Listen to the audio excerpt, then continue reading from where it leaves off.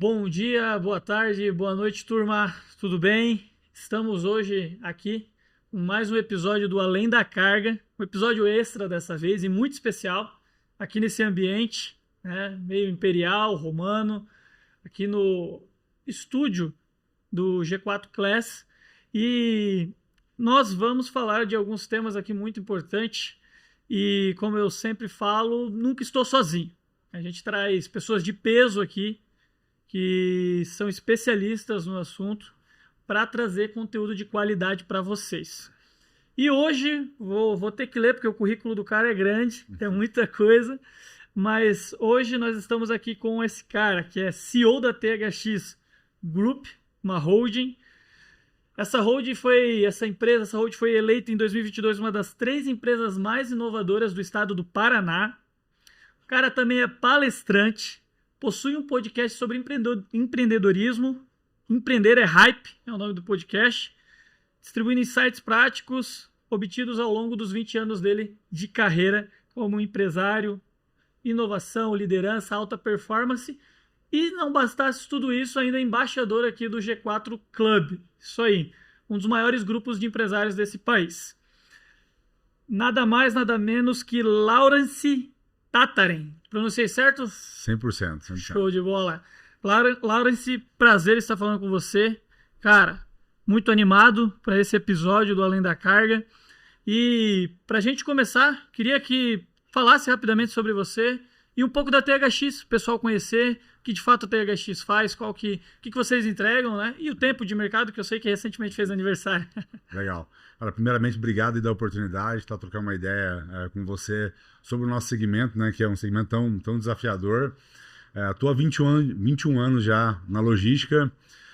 Sou o típico brasileiro, né? Família simples, um sobrevivente, saí lá de baixo e fui aprendendo a construir o avião em pleno voo. Então, tudo que eu falo, inclusive nas minhas redes sociais, é muito sobre os bastidores real, né, do empreendedorismo, que a gente sabe que é uma jornada extremamente desafiadora.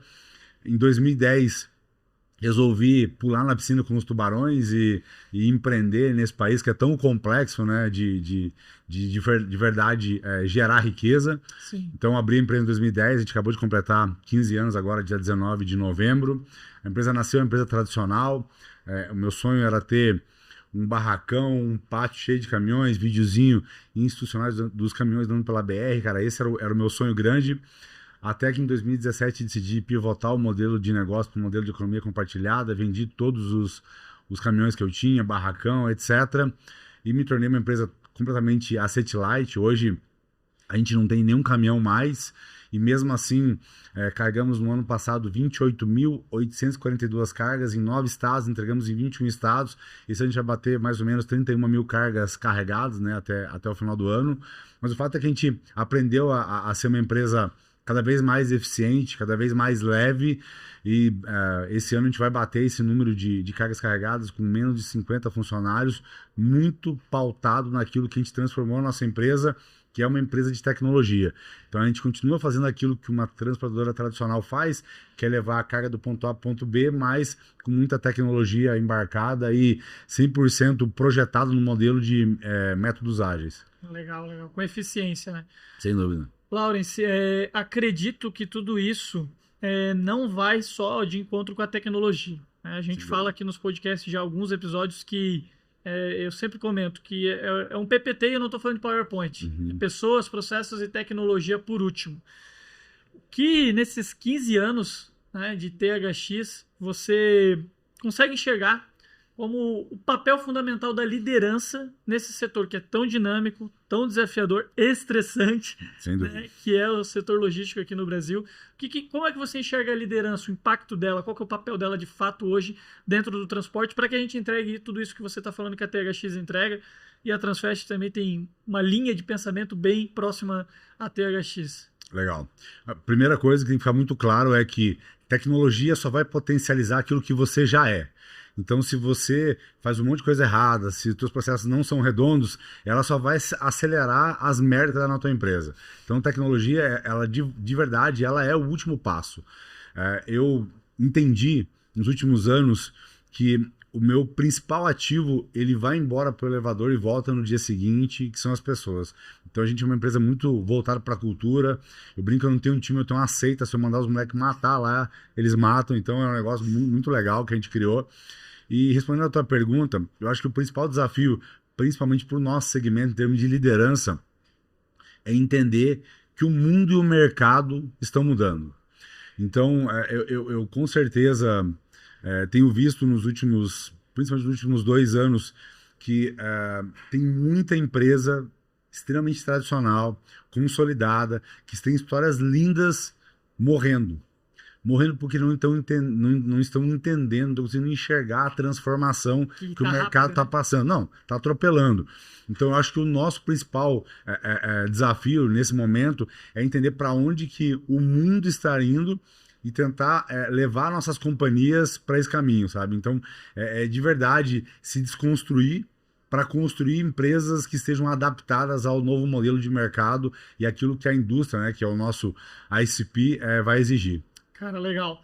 Vai muito do que a gente vê até mesmo do Thales falando, né? Você construir um negócio que vai destruir o seu negócio. Exato, exato. E foi interessante que você falou de cultura. Pessoal, se você mandar matar o pessoal, manda lá. E a gente tem uma cultura muito forte também. Esses dias entrou... foi um colega, um prestador de serviço nosso, tem uma empresa, ele entrou lá no meu escritório e falou, cara, como é que pode essa cultura de vocês? Porque pô, eu venho aqui todo mês, sai gente, entra gente, parece que a galera entra, parece que tá aqui anos, né? Entra jogando. Isso.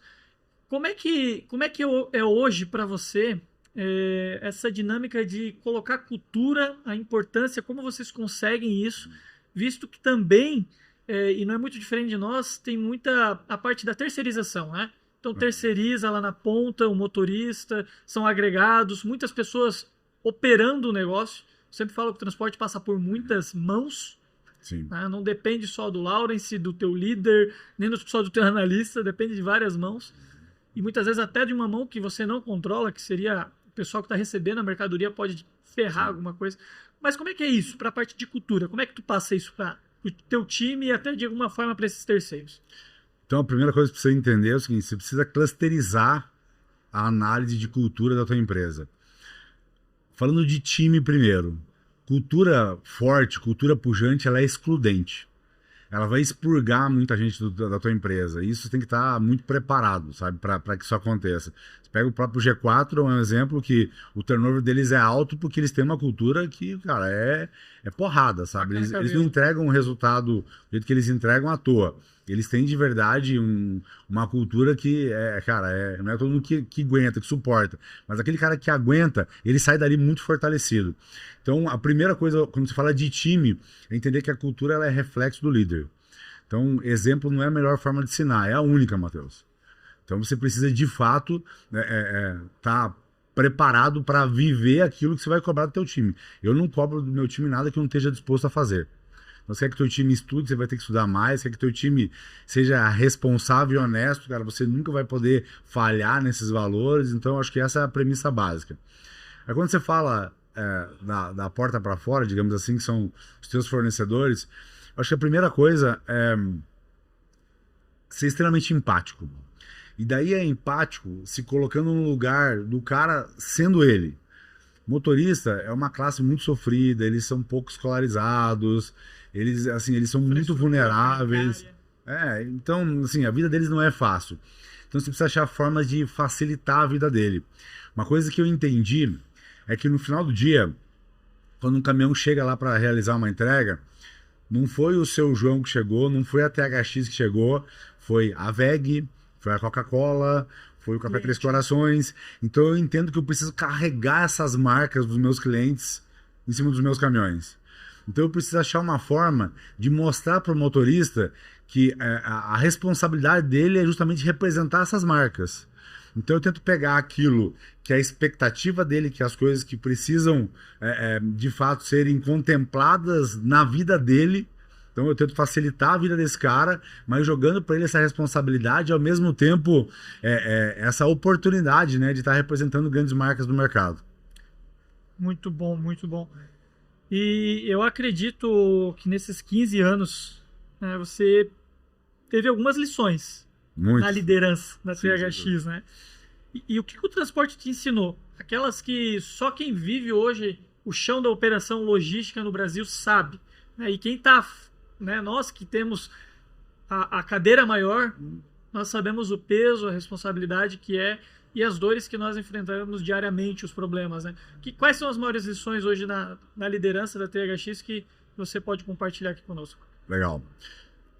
Eu acho que o primeiro passo é entender que a jornada não acaba. Essa escalada é assim, você vai subir o morro Everest, então assim, você vai fazer dias e dias, talvez semanas, né, de escalada para ficar 30 minutos lá no topo e ter que descer de novo, senão você morre lá sem oxigênio. Então, instalar o chipzinho do Lifelong Learning e nunca parar de aprender, eu acho que esse é o primeiro passo.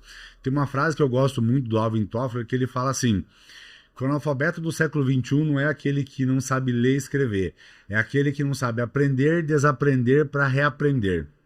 Então, assim, a gente tem que ter mindset faixa branca, cara. Todos os dias eu entro na minha empresa para aprender.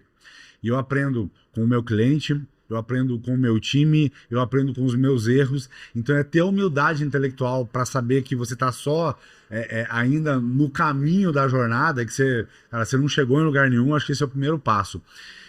Diariamente, eu posto nas minhas redes sociais lá que eu tô lendo às 5 horas da manhã. Sabe por que eu faço isso? Cara, não é para meus seguidores, não. Eu faço isso pro meu time ver, cara. Pro cara entender que quando chegar na minha cadeira, a jornada só começou. Que a responsabilidade nossa é muito maior ainda, sabe? Então, de fato, liderar pelo exemplo.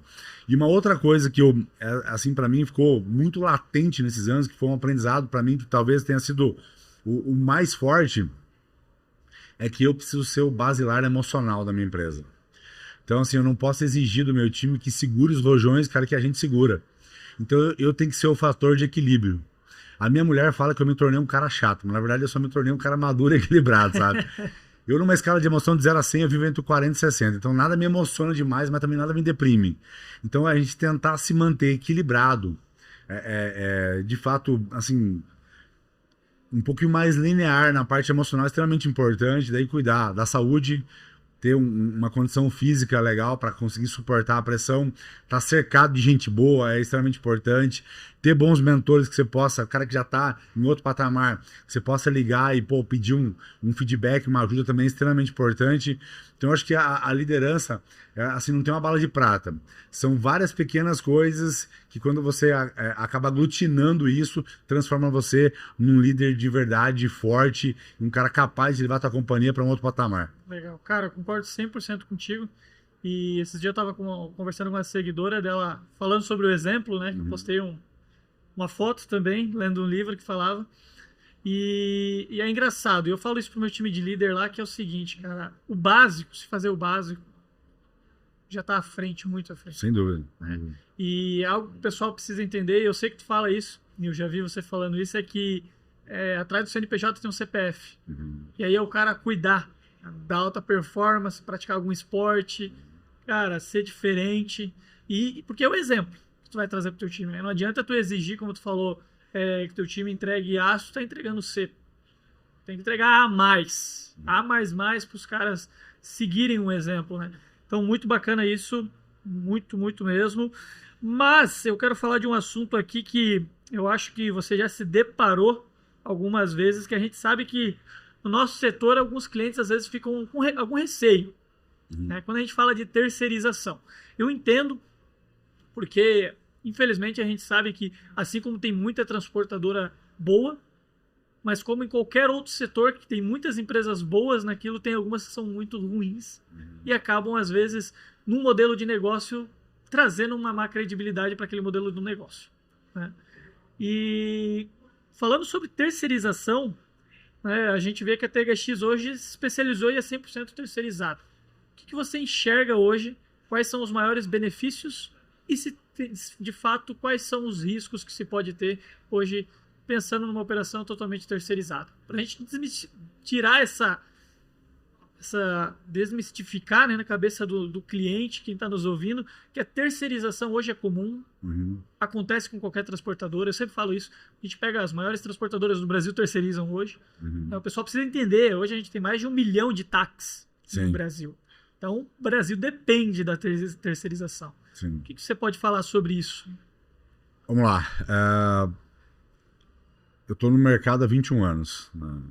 Já trabalhei, já fui representante comercial de transportadora, já tive agência de carga, aí me tornei transportador. Eu passei por quase todas as caixinhas ali da jornada de um transporte de cargas rodoviárias.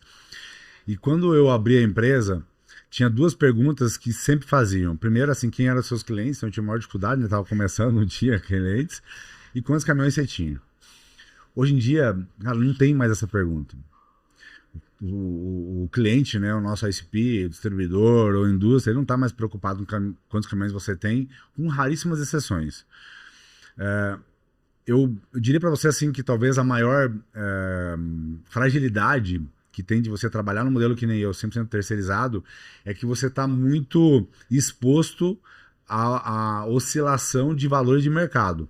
Então eu acabo ficando exposto àquilo que o mercado está pagando para o terceiro e eu acabo ficando assim, quando eu tenho por exemplo, uma tabela, né? Participei de um bid, eu tenho uma tarifa fixa ali, eu fico muito exposto, porque quando o mercado chega numa época do ano como essa, final do ano, que tá mais agressivo, eu fico exposto, sabe? Então eu acabo perdendo caminhões, então eu preciso ter uma estratégia de já antecipar e ter uma quantidade de motoristas extra, porque eu sei que eu vou perder alguns caras para o mercado por uma questão de tarifa. Então eu acho que esse é o principal problema.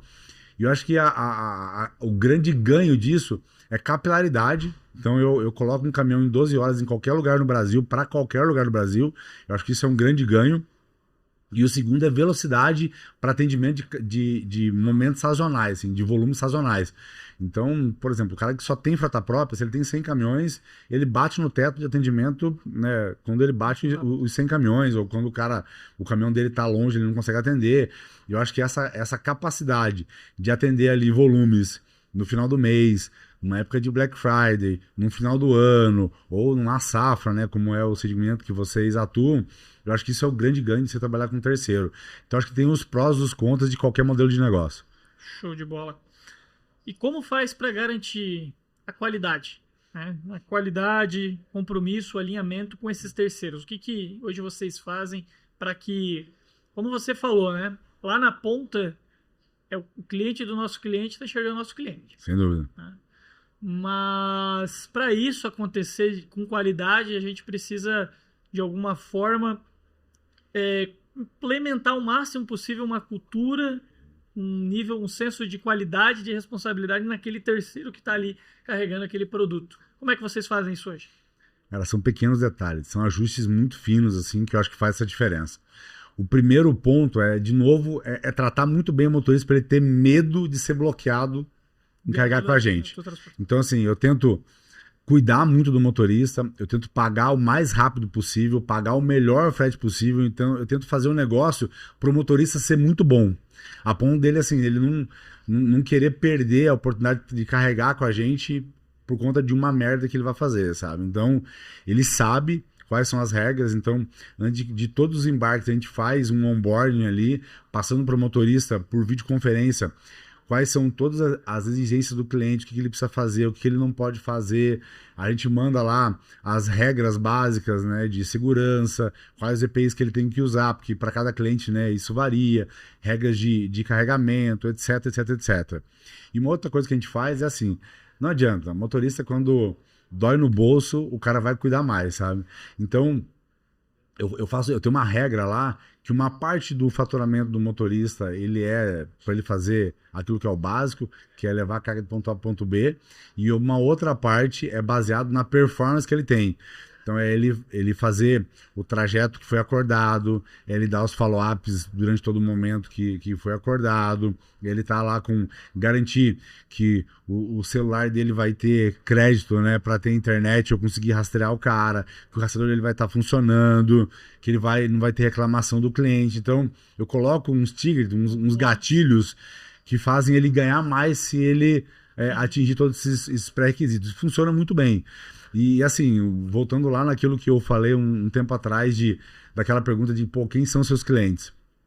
Eu tô há 12 anos com a Coca-Cola, eu tô há 9 anos com a Feira Três Corações, eu tô há vários anos em Ambev, em VEG. Então, assim, eu jamais conseguiria me manter em clientes com esse nível de cobrança se eu não tivesse um nível de serviço muito bom, sabe? Problemas vão acontecer. Isso é um fato. De fato. Não adianta você ter frota pop, é o terceiro. Cara, tem hora que, cara, vai dar merda. Não adianta. A questão é como que você resolve isso. Qual que é o teu plano de contingência? E olhando para a quantidade de carga que a gente carrega, o nosso percentual de problemas de atitude mesmo do motorista, sabe? De postura, é muito pequeno. Perfeito, perfeito, perfeito. E isso é bacana porque nós também falamos as mesmas coisas para os nossos clientes, mostramos, e eu acho que para a gente continuar quebrando esse paradigma da terceirização, eu digo que é muito, acho que é uma falha até mesmo nossa, de percepção versus realidade. Que é o quê? Aquilo que o cliente percebe, o que é a realidade. Exato. Né? A realidade é que a má qualidade dentro da terceirização é a minoria. Uhum. Hoje, com tanta tecnologia, com tanta evolução, a maioria entrega a qualidade. Uhum. Né? A maioria entrega os pré-requisitos que o cliente exige. Uhum. E aí, muitas vezes eu vejo até algumas transportadoras, e aí vai até algo falando para a nossa classe, que às vezes tem até medo de expor que terceiriza. Uhum. Né? E é isso, cara, é um baita tiro no pé. Tiro no pé. E aí eu entro na terceira pergunta aqui, que é falando sobre isso, sobre o futuro do transporte. Tu acredita hoje que a tendência é que cada vez mais o setor fique mais asset light, né? Ou ele, enfim, vai continuar visando mais a frota? Então, cada vez menos frota própria, mais tecnologia, mais terceirização, né, que entrega mais agilidade, a gente sabe disso. A frota tem seus benefícios, mas muitas vezes esbarra na parte de agilidade, Uhum. né, porque o cliente, poxa, precisa às vezes da coleta no mesmo dia, terceirizando, tu pode coletar 2 horas depois que ele fecha a carga. Sim. Então, tu acredita que a tendência é essa do setor, ou ainda vai ficar muito tempo desse jeito que a gente enxerga no nosso setor, ainda que precisa dar um empurrãozinho? Parece que está um pouco atrasado no tempo, né? Eu falo que parece Sem dúvida. a maioria das transportadoras vive em 1990 ainda, né? Sim, Então, sim. é complicado. Eu acho que o mercado ele vai viver um modelo híbrido. Eu acho que frota, pô, é importante, sabe? Eu acho que tem o seu espaço, tem perfis de carga que precisam de ter frota própria. Eu acho que o Asset Light vem para completar, para dar agilidade, né, para momentos de pico. Eu, por exemplo, assim, eu recebi 4 propostas de M&A nos últimos 2 anos. 3 propostas foram de concorrentes, todos grandes frotistas. Por que esses caras querem me comprar? Porque eles querem pegar a minha inteligência de mercado, a forma com que eu conduzo a terceirização e conectar com aquilo que eles têm de core business, cara, que é o modelo heavy light, né? Que é ter a frota, ter os caminhões. Então, eu acho que o modelo híbrido eu acho que vai funcionar. O próprio cliente, ele olha, você pega um caso, por exemplo, da VEG, ele dá preferência para quem tem frota própria. Mas por que ele tem empresas como a minha dentro da carteira dele? Que tem hora que o frotista dele não consegue atender. E essa hora é a hora de salvar ele ali no momento de aperto, cara, que ele vai levantar a mão e vai me acionar. E ele deixa muito claro para mim assim, que a preferência é para quem tem frota própria, mas quando ele apertar, ele vai vir, às vezes vai pagar até mais caro para mim, para poder ser socorrido num momento de sufoco. Então, de novo, eu acho que o modelo híbrido vai ser o que vai perdurar para frente. E de verdade, assim, eu acho que tem muita empresa que está parada no tempo, empresas como a nossa vêm para, inclusive, ajudar a abrir os olhos de que as coisas precisam mudar e, de fato, conseguir não deixar o nosso cliente perder a venda porque ele não consegue carregar, né? Eu acho que esse é o nosso desafio, é isso que a gente vai entregar aí no futuro. Perfeito. Pegando esse gancho, falando sobre inovação, a gente está aí numa era de digitalização, IA, rastreamento inteligente. O que você vê hoje que realmente está entregando valor prático e o que ainda é só moda, hype? De fato ainda não entrega? Não tem como você não olhar para IA, sabe? Nesse momento, não tem como. Quando eu pivotei o modelo de negócio em 2017, comecei essa migração em 2018, comecei a vender os caminhões, barracão, etc. Eu finalizei esse turnaround em 2019. Então, assim, foi um processo muito demorado, muito difícil. E o que eu entendi, assim, que eu precisava internalizar pegar para mim as rédeas dessa pivotagem para uma empresa de tecnologia. Então eu montei o meu time de tecnologia em 2020, eu acelerei esse time em 2021, então eu tenho 5 anos de muitos erros, de muitos aprendizados até eu chegar no modelo que eu tenho hoje.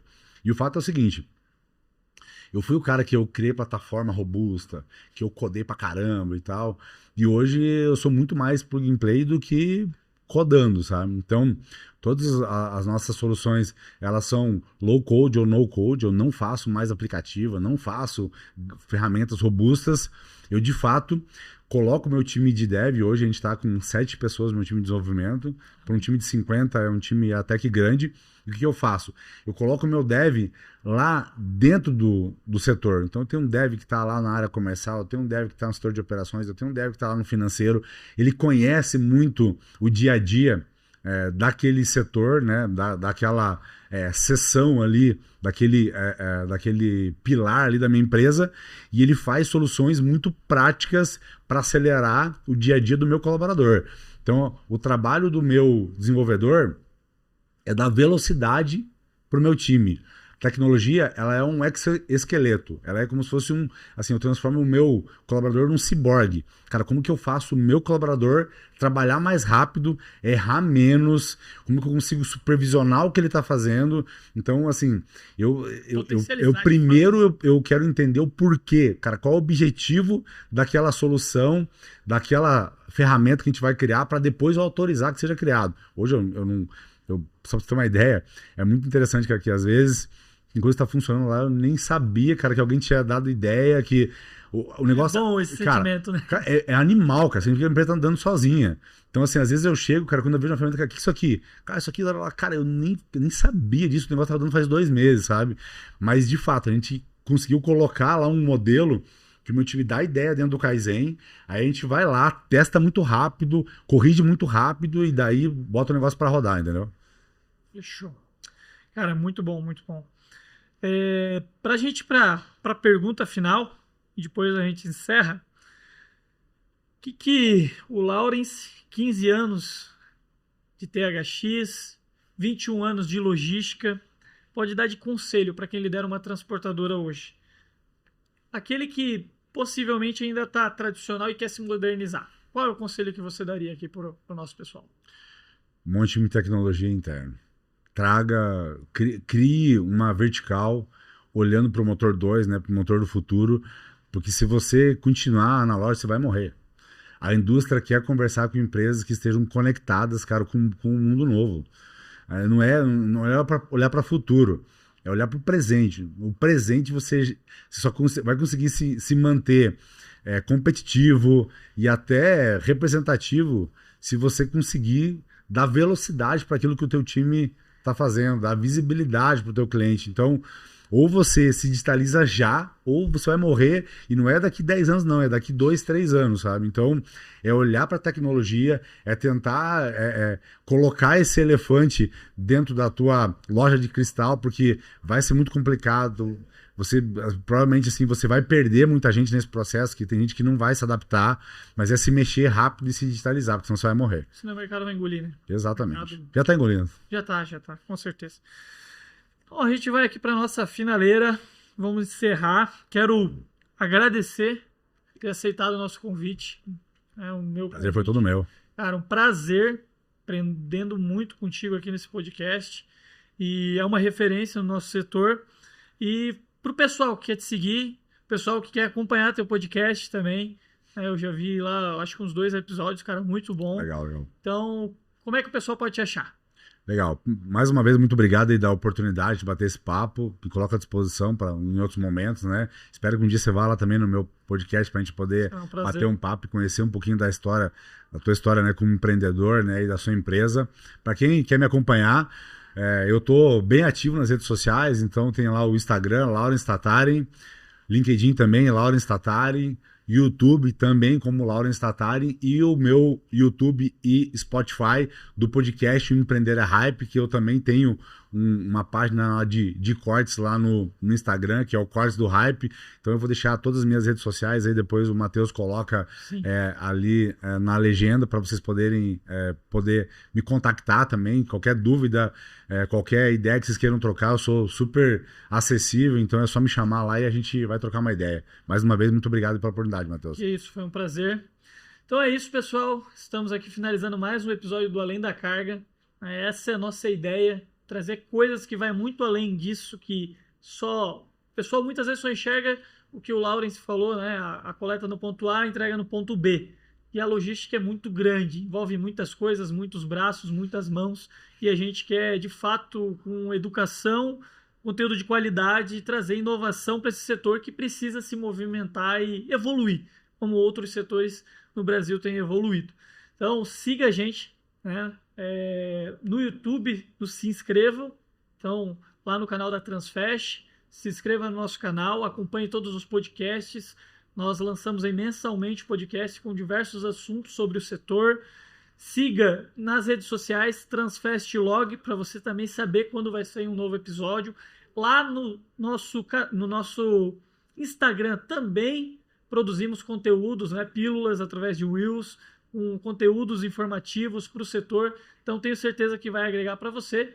Curta, se inscreva e aguardamos você no próximo episódio. Um abraço!